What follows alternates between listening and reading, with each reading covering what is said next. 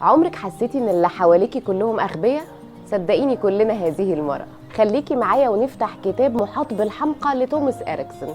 بيقول ايه؟ بيقول ان احنا ساعات نبقى قاعدين مع ناس بنتكلم معاهم وهم ولا فاهميننا ولا عارفين احنا بنقول ايه، فتحسي ان انت بتكلمي نفسك، انت في وادي وهم في وادي، نقول طور يقولوا احلبوه، وتلاقيكي بينك وبين نفسك بتقولي والله انا ايه اللي خلاني اتكلم معاه ده، انت غبي. انما الحقيقه هو مش غبي ولا حاجه. توماس إريكسون بيقول ان الناس مختلفه عننا، كل حد له شخصيات وانماط مختلفه، عشان كده بتحسي ساعات ان انت الوحيده اللي فاهمه واللي حواليكي كلهم اغبياء. والحقيقه ان الناس متقسمه ل4 شخصيات، وادى لكل شخصيه لون، اللون الاحمر، اللون الاخضر، اللون الازرق، واللون الاصفر. نبدا بالشخصيه ذات اللون الاحمر.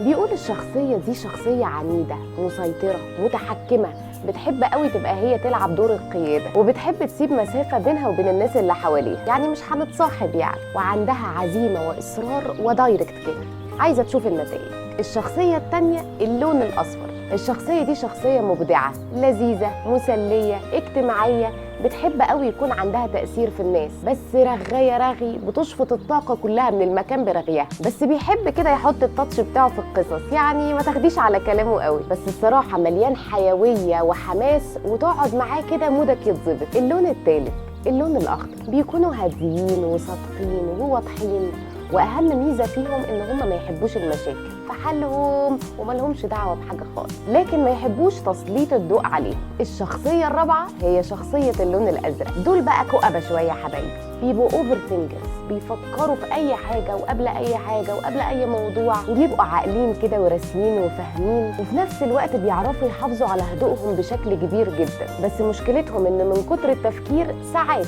بيدوا للموضوع اكبر من حجمه، وبيبدا فيه صوره شك شويه في الكلام. وتوماس إريكسون ما سابناش كده، لا، قال لنا ازاي نتعامل مع كل شخصيه من الشخصيات دي. هقولها لكم الجزء الثاني. صحيح، انتوا طلعتوا لون ايه؟ انا فيروز يسري، ودي حكايه قبل اليوم.